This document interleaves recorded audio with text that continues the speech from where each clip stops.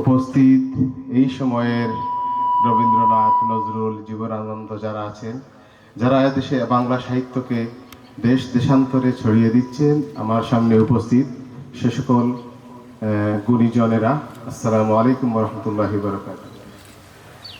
আপনাদেরকে আমরা পেয়ে অত্যন্ত আনন্দিত। কানাইঘাটে এই প্রথম কেমুসাস শেখরের সন্ধানে অভিযাত্রা, আপনাদের এই আগমন সুন্দর হোক। আমরা আপনাদেরকে পেয়ে খুবই আনন্দিত।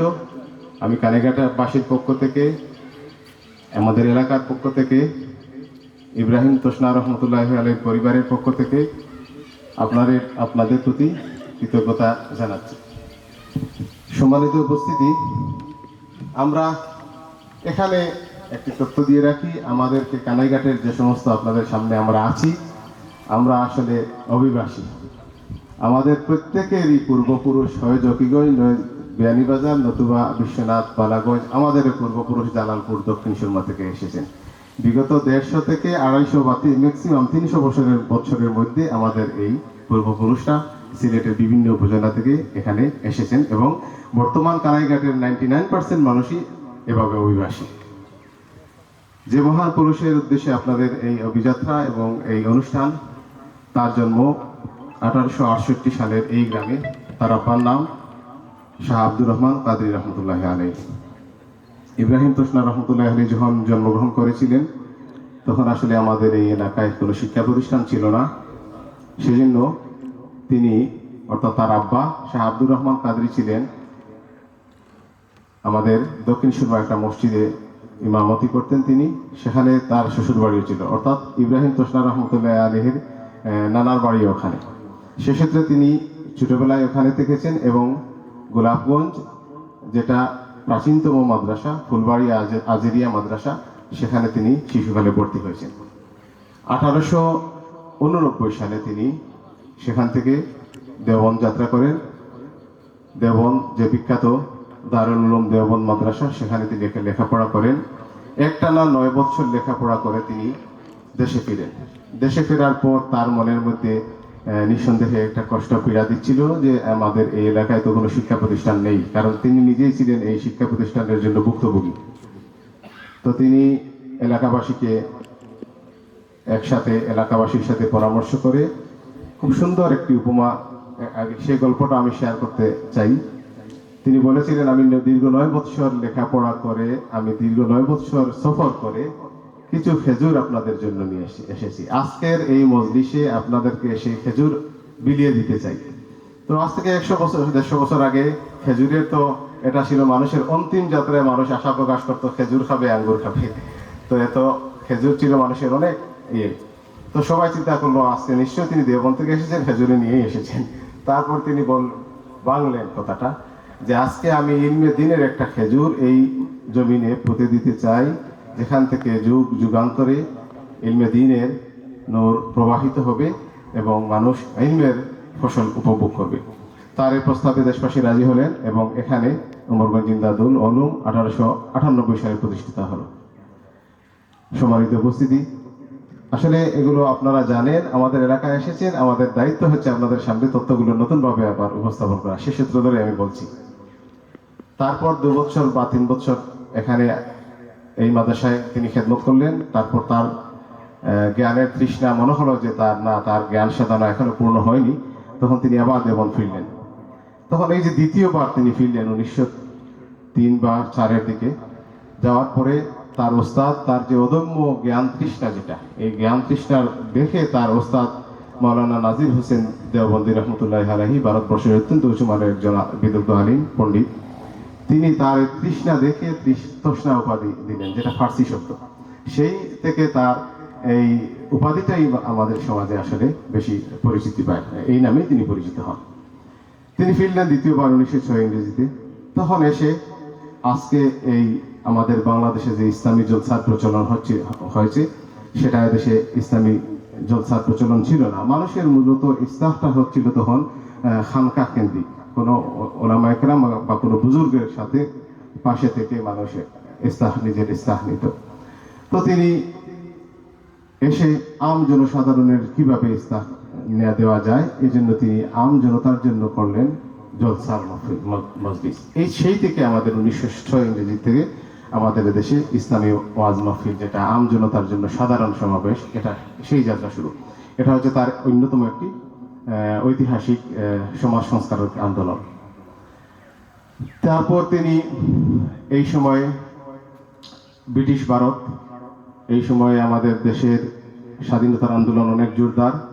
আপনারা জানেন ভারতবর্ষের যে কয়েকটা ঐতিহাসিক গুরুত্বপূর্ণ আন্দোলন ছিল, এর মধ্যে অন্যতম গুরুত্বপূর্ণ আন্দোলন হচ্ছে আমাদের খেলাফত আন্দোলন, সেটা 1919 থেকে 21-22 পর্যন্ত চলছিল।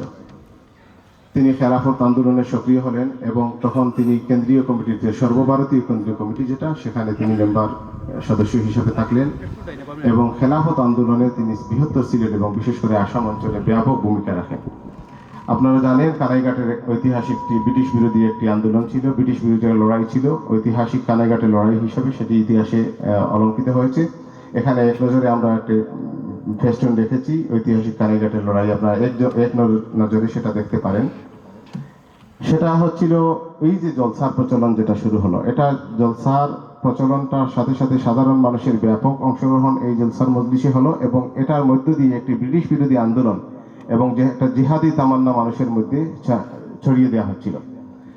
তো স্বাভাবিকভাবে জলসা, একদিকে খেলাফত আন্দোলন চলছে, ব্রিটিশ বিরোধী আন্দোলন, এবং এই সময়ে জলসার মাহফিল। ব্রিটিশ প্রশাসন 144 ধারা জারি করলো কানাইঘাটে। তিনি তখন মজলিসে সভাপতিত্বের আসনে বসা এবং তারা এসে এই জলসাটা বন্ধ করার জন্য ঘোষণা দিল। কিন্তু আমাদের যে মানুষের মধ্যে গণজাগরণ যেটা ছিল, রক্তের মধ্যে যে স্ফুলিঙ্গ ছিল, তারা এই জলসা কার্যক্রম বন্ধ করতে রাজি হলেন না। তখন প্রশাসনের সাথে দ্বন্দ্ব হলো এবং ওয়েবস্টার ছিল সেই পুলিশের প্রধান, তিনি এই সাধারণ মানুষের বুকের উপর গুলি চালাতে নির্দেশ দিলেন। এই ওয়াজের মাহফিলে সেদিন ব্রিটিশ পুলিশের গুলিতে আমাদের বীর 7 জন ভাই শাহাদত বরণ করেছিলেন। তাদের নাম এখানে দেয়া আছে, আপনারা এক নজর দেখে নিতে পারেন। এই যে আন্দোলন সংগ্রাম, তার সশস্ত্র সংগ্রাম, সম্মুখ সংগ্রাম, এটার জন্য তাকে গ্রেফতার করা হলো। তিনি সিলেটে কারাবন্দী হলেন। কারাবন্দী থাকাকালীন সময়ে আপনারা জানেন এই সময়ে সিলেটের অত্যন্ত উঁচুমানের রাজনীতিবিদ এবং আলিম মাওলানা শাখাওয়াতুল আম্বিয়া সহ অনেকেই ছিলেন তার সাথে। তখন সিলেট জেলের মধ্যে মসজিদ ছিল না, নামাজের জন্য মসজিদের ব্যবস্থা ছিল না। তিনি এবং মাওলানা শাখাওয়াতুল আম্বিয়া, এটা সিলেটের সবগুলো বইতেই আছে এই বিষয়গুলো, আন্দোলন করলেন যে আমরা নামাজের জন্য মসজিদ লাগবে। তখন এই আমাদের সিলেটের ভিতরে জেলের মধ্যে যে মসজিদ, সেটা ইব্রাহিম তোষরা রহমতুল্লাহ আলাইহির অন্যতম ভূমিকা ছিল এবং তিনি সম্মুখ সারিতে এই মসজিদ প্রতিষ্ঠার জন্য আন্দোলন করেছিলেন। এই সময়ে তিনি 1923-এর কোনো এক সময় ছাড়া পান। এরপরে তখন তো যে ব্রিটিশ বিরোধী আন্দোলনের সাথে, খেলাফত আন্দোলনের সাথে আমাদের সুলতানাত, যেটা তুর্কি সুলতানাত যেটা ছিল, একটা সম্পর্ক ছিল, আপনাদের সবার অবগতি আছে। তিনি বের হয়ে দেখলেন যে খেলাফত আন্দোলনও শেষ। নিঃসন্দেহে এটা ওলামায়ে কেরামদের জন্য হতাশা, আমাদের জন্য হতাশা ছিল। এরপর থেকে আমার ব্যক্তিগত যতটুকু খোঁজাখুঁজি, তার রাজনৈতিক সংগ্রামের আসলে এখানেই সম্ভবত ইতি। এরপর থেকে রাজনীতির ময়দান থেকে যতটুকু তাকে আমরা পাইনি। এরপরে তিনি ইলমে তাসাউফের দিকে যাত্রা করেন এবং তখনই মূলত তার সেই আধ্যাত্মিক সঙ্গীতগুলো। এই সঙ্গীতের মধ্যে একটা উল্লেখযোগ্য ঘটনা হচ্ছে ইব্রাহিম তোষরা রহমতুল্লাহ জীবনের, এবং এটা ভারত উপমহাদেশের উলামায়ে দেওবন্দের মধ্যে একটি অনন্য কীর্তি যে তিনি তার সঙ্গীতে রাধাকৃষ্ণের উপমা ব্যবহার করেছেন। এটা আমাদের বাংলাদেশ, বাংলা ভাষা তথা উপমহাদেশের উলামায়ে দেওবন্দের মধ্যে একমাত্র নজির। যখন এখনো আমরা ইসলামী ঘরানা থেকে আমরা রাধাকৃষ্ণ যে উপমাগুলো আছে, আমরা সাধারণত ইসলামী লাইলি মজনুর উপাখ্যানটা, এটা তো ইসলামের মৌলিক চরিত্র না, সত্য চরিত্র না, কল্পিত চরিত্র। কিন্তু ইসলামী কালচারের মধ্যে লাইলি মজনুর যে গ্রহণ, এই জায়গা থেকে আমরা কালচারালি রাধাকৃষ্ণের উপমা পাই না। কিন্তু ইব্রাহিম তোষরা রহমতুল্লাহ আলাইহি একমাত্র ব্যতিক্রম ব্যক্তি যিনি তার সঙ্গীতে রাধাকৃষ্ণের উপমা ব্যবহার করেছেন সচেতনভাবে।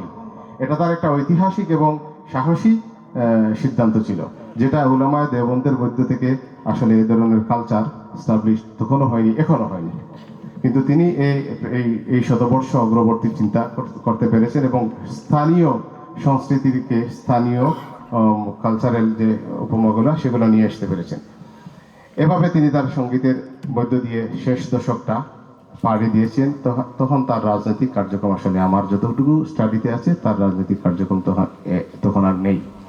তিনি আধ্যাত্মিক সাধনার দিকে যাত্রা করেছেন এবং এই সময়টুকু তার অন্তিম যাত্রার সময় আমরা বলতে পারি।